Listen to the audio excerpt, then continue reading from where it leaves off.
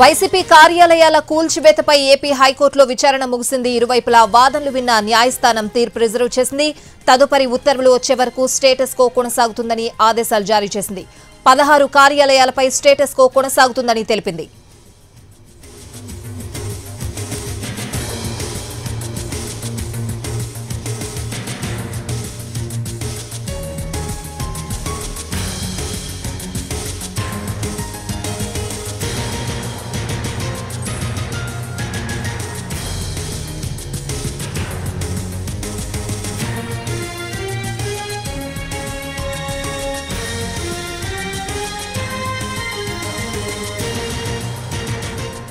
AP హైకోర్టులో YCP కార్యాలయాలు కూల్చివేతలపై lunch motion పిటిషన్లు దాఖలు చేసింది. వైసీపీ ప్రతిపక్ష పార్టీ కార్యాలయాలపై రాజకీయ కక్షతో కూల్చివేస్తున్నారని వాదించారు వైసీపీ తరపు లాయర్.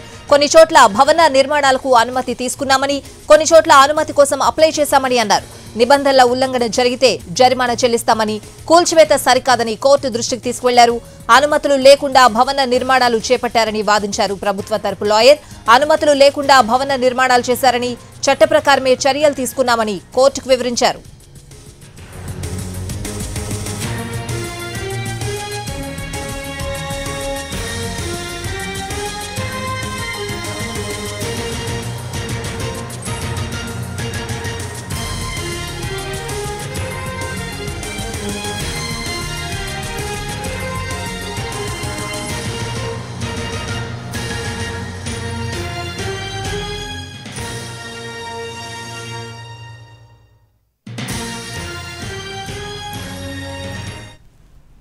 వైసీపీ కార్యాలయాల కూల్చివేతలపై ఏపీ హైకోర్టులో విచారణ ముగిసింది. ఇరువైపులా వాదనలు విన్న న్యాయస్థానం తీర్పును రిజర్వ్ చేసింది. పూర్తి అప్డేట్స్ అడిగి తెలుసుకుందాం. మా ప్రతినిధి శ్రీకాంత్ లైవ్ లో సిద్ధంగా ఉన్నారు. శ్రీకాంత్,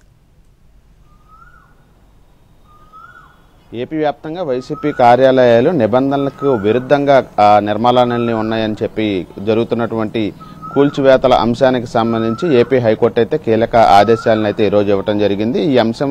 ఈ అంశానికి సంబంధించి నిన్న కూడా ఏపీ హైకోర్టులో విచారణ జరిగింది. మొత్తం నిన్న 11 కార్యాలయాలకు సంబంధించి లంచ్ మోషన్ పిటిషన్లు దాఖలు చేయడంతో ఆ 11 కార్యాలయాలకి సంబంధించి యథాతథ స్థితిని కొనసాగిస్తూ ఉండాలని చెప్పి ఇవాళ వరకు స్టేటస్ కో ఆదేశాలను అయితే నిన్న ఇవ్వడం జరిగింది. ఇంకా ఇవాళ మరో 5 కార్యాలయాలకు సంబంధించి కూడా ఇదే విధంగా కూల్చివేతలు కొనసాగుతున్నాయి, నోటీసులు ఇస్తున్నారు అనే అంశానికి సంబంధించి వైసీపీ తరపున లేళ్ల అప్పిరెడ్డి ఎమ్మెల్సీ పిటిషన్ అయితే దాఖలు చేశారు. దాని మీద విచారణ జరిపినటువంటి న్యాయస్థానం పూర్తి స్థాయిలో తదుపరి ఉత్తర్వులు వెల్లడించే వరకు కూడా ఈ స్టేటస్ కో ఆదేశాలు అమల్లో ఉంటాయని కూడా ఈ రోజున ఆదేశాలు ఇవ్వటం కూడా జరిగింది.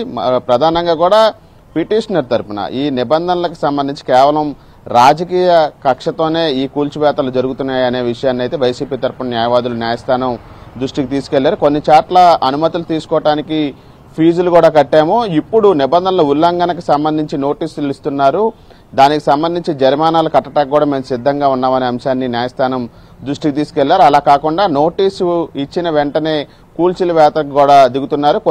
కొన్ని కార్యాలయాలకు అసలు నోటీసే ఇవ్వకుండా కూడా కూల్చివేతలు జరిగాయని న్యాయస్థానం దృష్టికి తీసుకువెళ్లారు. మరోవైపు ప్రభుత్వం తరపున న్యాయవాదులు కూడా తమ వాదనలు వినిపించారు. ఎక్కడా కూడా అనుమతులు తీసుకోకుండా ఈ నిర్మాణాలన్నీ కూడా చేపట్టారు రాష్ట్ర వ్యాప్తంగా అని కూడా చెప్పడం జరిగింది. దీంతో పాటుగా ఏదైతే ఈ నిర్మాణాలకు సంబంధించి నోటీసులు ఇచ్చామో దానికి 7 రోజుల సమయం కూడా ఉన్న నేపథ్యంలో దాన్ని కాకుండానే ప్రీమెచ్యూర్డ్ గానే కోర్టుకి వచ్చి పిటిషన్లు దాఖలు చేశారు. కాబట్టి ఈ రిట్ పిటిషన్లన్నీ డిస్మిస్ చేయాలని కూడా ఒకవైపున ప్రభుత్వం తరపున న్యాయవాదులు కూడా వాదనలు కూడా వినిపించిన నేపథ్యంలో ఇరు వర్గాల వాదనలో ఉన్నటువంటి న్యాయం